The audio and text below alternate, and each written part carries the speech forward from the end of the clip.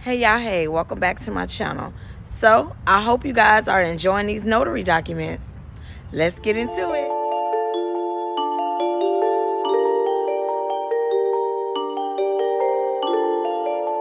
Today we're going to be discussing a seller's packet. This is one of the smaller loan signing packets. And I want to say one that's a little bigger than this is a loan modification, but this is one of the smallest ones, and it's normally less than 10 pages. It just depends on the title company. So let's go ahead and get into it. And before we start, I want to apologize for what the documents look like. These are actual loan documents that I have done in the past, but I've erased all of the information of the clients. So it's going to look a little crappy, but ultimately you're going to see exactly what to expect in a seller's packet, okay? Let's get into it. So this is the settlement statement right here. And basically it's just itemized charges throughout the loan for both parties. So for the buyer and the seller. So you basically would just give them this and you would let them go ahead and look through it and just make sure that they agree with all of the charges that are listed. And then you would have them sign right here. Now, up under every line, you're not going to see a name because I've erased it. But normally the person's name is here. That person would sign however that name is printed on this document. So if it has an initial in the middle, that's how they want you to sign. If it's first, middle, and last name, that is how they expect you to sign. So whatever is here is what they're expecting, okay?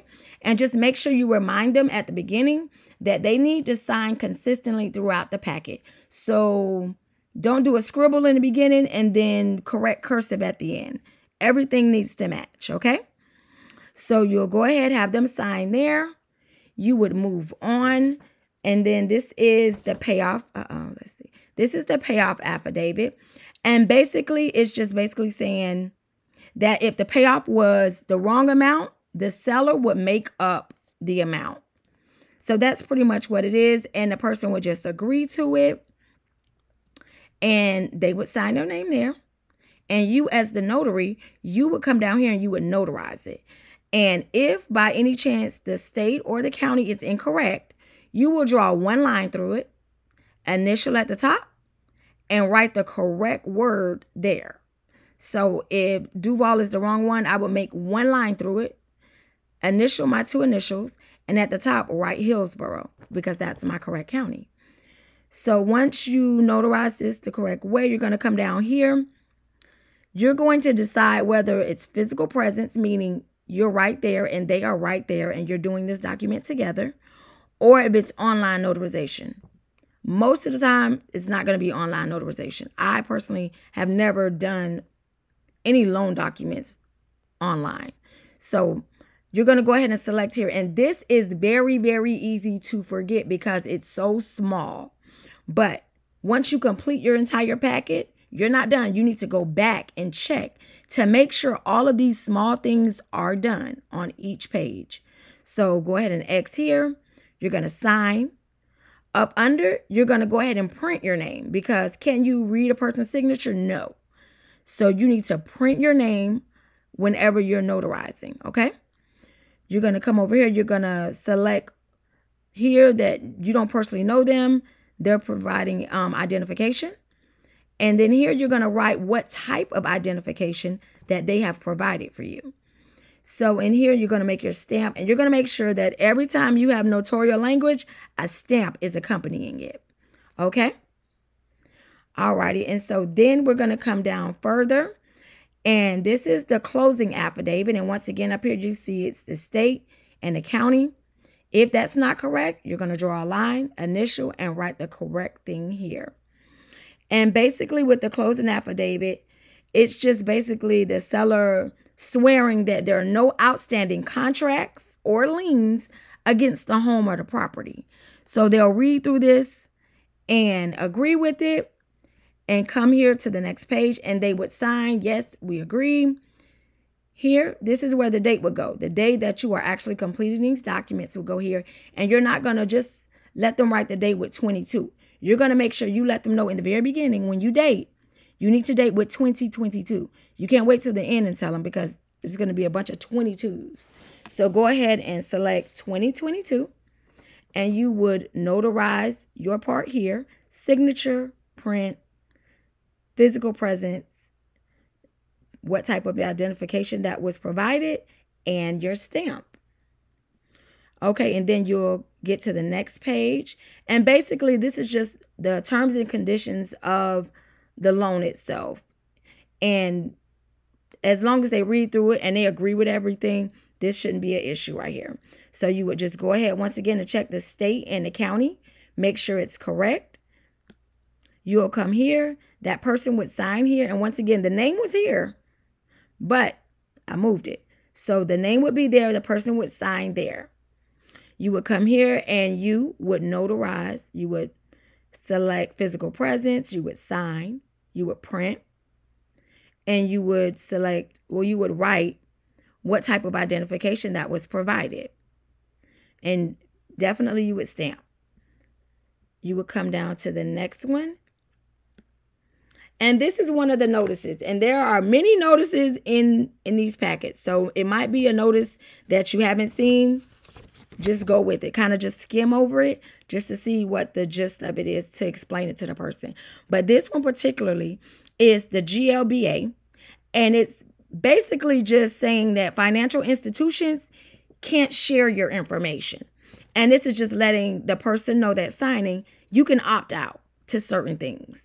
And so basically they have to say that, yes, we told these people this. So you have to initial that, yes, you've read this and you know what your rights are. Then you'll come here, and this is the tax proration. And this is basically just dividing the amount of taxes between the seller and the buyer. The seller, how long they've lived at the property, and the person that's purchasing, who is paying what amount of the taxes. So that's pretty much what this is. That person would sign here, and then that will be it for that one. And then you would come down here, and this is the warranty deed. And the warranty deed is pretty much, it's simple. It's transferring a property from a grantor to a grantee. And basically just naming all the different, like the different warranties that are going to come with the loan. So whatever they have agreed upon is what's going to be in here. And once that person looks through it and agrees with it, you would come down here to this page, and then we need some witnesses. So you really would need one witness, because this is a loan signing document. The notary can be a witness. So one of these would be for the notary, and the other one would be for a person that has no interest in the loan. So it couldn't be a husband or wife. So it would be a cousin or a friend or a neighbor or whoever. So you would go ahead and have that person sign, print their name. The person that you're doing these documents for would sign here, and their name would be under here. And then you would come down here, and as the notary, you would make sure the state and county is correct. You would X your little physical presence box that we're not going to forget. And then we'll come here and we'll go ahead and sign, print, select what type of identification that was provided, and finally stamp. This is a very quick appointment. Normally, less than 20 minutes, you're out the door, unless you're waiting on somebody to show up. But other than that, this is very, very simple, not hard at all. Usually it's less than 10 pages. So it's not a lot of documents to go through, but you just want to familiarize yourself with all of the different policies that could be in here, the affidavits. So it won't be your first time ever seeing these documents. And that's pretty much the end of this. So I want to say thank you for coming by my channel, and possibly I will do a couple more loan signing documents. But ultimately, I enjoy sharing the general notary documents with you, because you can go a lot of places and learn how to do these loan signing documents online. You can't learn how to do the general notary documents. I have yet to see where a person walks you through it and so you'll know what to expect and what to put in all these blanks. if you've never done it, you're not going to know what to do. And so that's why I like to share those documents with you anytime I come up with a new one.